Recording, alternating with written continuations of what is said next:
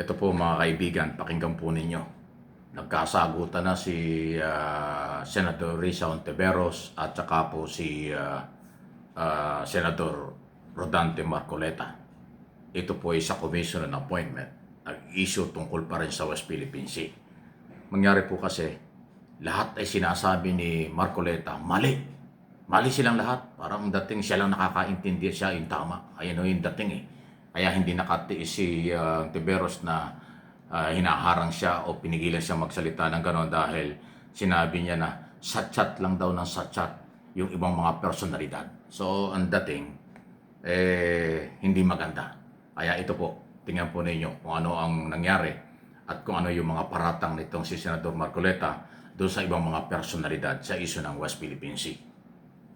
Si Commodore Tariela, si retired Justice Antonio Carpio, si Batong Bagal na profesor sa UP, Ayan o. satsat ng satsat sa ating media. Mr. Chair, may I interject? I am not yet finished, Mr. Chair. I will request with the indulgence of the Let me finish. Senator Let me Marcoleta, finish. just I want to finish interject. my statement. If I may follow... Just to finish my finally statement, the Mr. Chair, and then I will allow her. Salamat po. No, I'm asking the Chair's permission, sir. I can wait until after the Senator Marcoleta.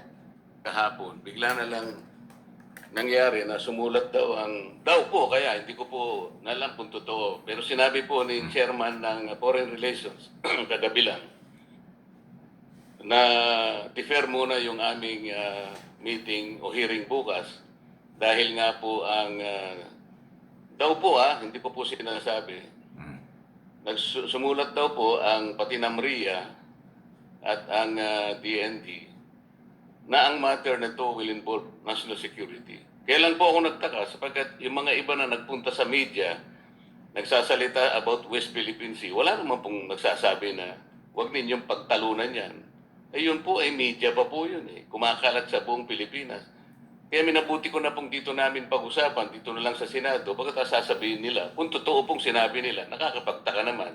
Bakit hindi natin dito pag-usapan? Anong national security ang involved dito? Yun lamang po, Mr. Chair. Salamat po. Thank Ayan. you, Honorable Ayan o. Marcoleta. Honorable Rizon Tuberos. Ayan o.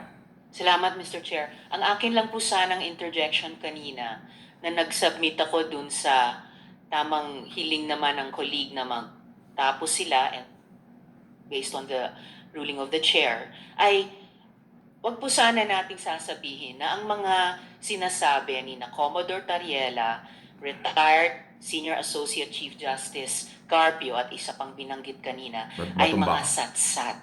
Dahil mga seryosong pananalita nila iyon, kahit kadebate man sila o hindi. Ayan o. So, hindi, nawawala-wala. Ayan o, malinaw yun. Kasi ganito po yan Hindi naman tayo sa nagmamagaling, pero ito kasi ay national, international issue.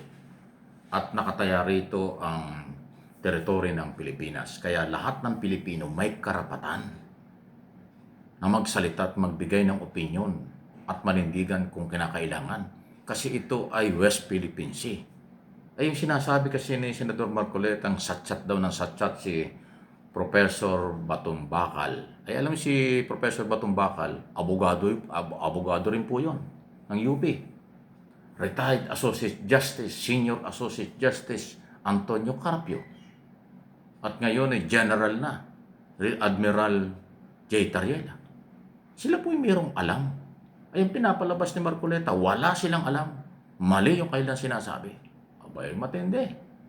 Ay anong gustong palabasin itong si Marcoleta? Siya lang ang magaling. Siya lang nakakaunawa sa West Philippine Sea. Siya lang ang may karapatan na kung ano sasabihin niya. Gusto niya yun ang mangyari. At sandali. Senador ka lang po ng Republika ng Pilipinas. Huwag niyong akuin ang lahat ng talino at kayo lang ang may karapatan. Ako nga, hinihikayat ko ang lahat ng Pilipino sa buong mundo dito sa aking mga topic sa channel na ito. Lahat tayo mag-participate. Magbigay tayo ng pananaw at suporta sa paninindigan ng gobyerno, atin ang West Philippine Sea. Ay bakit sasabihin itong inyong senador? Nasatsat lang nasatsyan ang mga media at sa interview sa media nitong mga personalidad. Ay may karapatan po sila bilang Pilipino. Walang ipinagbabawal sa ating batas na ang Pilipino ay magsalita sa kanilang karapatan. Lalo na ho kapag teritoryo ang pinag-uusapan, property ang West Philippine Sea ng mga Pilipino. Hindi ko talaga maintindihan kung bakit ganun ang dating ni Marcoleta. Kaya ito yung tanong ko sa inyo. Sa tingin ba ninyo tama si Marcoleta sa kanyang ginagawang ito? Sa tingin ba ninyo ay magaling si Senador Marcoleta? Sa tingin ba ninyo ay lahat na sinasabi niya ay kapanipaniwala at dapat paniwalaan ng mga Pilipino? Kasi yung mga may kanyang opinion at paniniwala, advocacy sa West Philippine Sea, sinasabi niya mali lahat eh. Ano yun? Para siyang China. Ang China, ganun eh. Ang tingin ng China sa Pilipino, Philippine government, mali ang ginagawa dahil pinagbabawalan natin sila sa West Philippine Sea. Mali ang batas ng Pilipinas, mali ang International Court, mali si Pangulong Marcos. Yan ang tingin ng China. Mali ang mga Pilipino dahil sila ay hinaharang sa West Philippine Sea. Yun ang tingin ng China sa atin. Ay si Marcoleta parang ganun din ang dating. Isipin mo, retired Justice, Supreme Court, General ng Philippine Coast Guard, Professor at abogado ng University of the Philippines, sasabihin niya mali. Wow! Kahit kaibigan kita, Senator Marcoleta, pasintabi na po. Irespeto mo naman ang karapatan ng iba. Irespeto mo naman yung pananaw ng iba.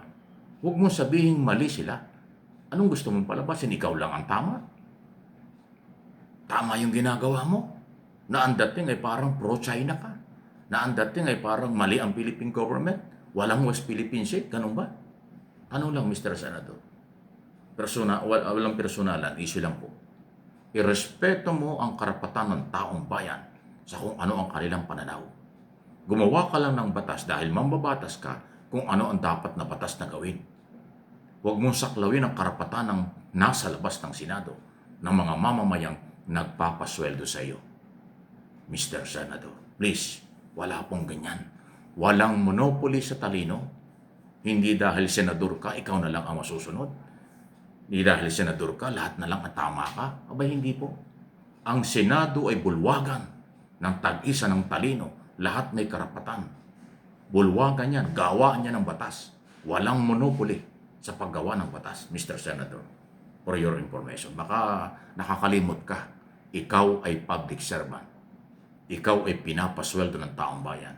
Ang issue ng West Philippine Sea ay karapatan ng mga Pilipinong ipaglaban ito. Huwag mong sabihin mali sila lahat. Ikaw lang ang tama. Ganon. Tanong lang po, mukhang kakaiba. Mukhang dadami, Senador, ang mga taong kukontra sa iyo. Si Ping Lacson, binakbakan mo nung balikan ka. Ayan, hindi na kayo nagkasundo. Ngayon si Ontiveros naman. Ano ba talaga, Mr. Senador? Ano ba talaga ang gusto mong palabasin sa mga Pilipino? Maniwala sa iyo? Ikaw na lang ang masusunod? Wow! Ulitin ko, walang monopoly sa talino. Walang monopoly sa paninindigan. Walang monopoly kapag issue ng bayan. Lahat tayo entitled dyan na magbigay ng paniniwala. For your information, please like and share.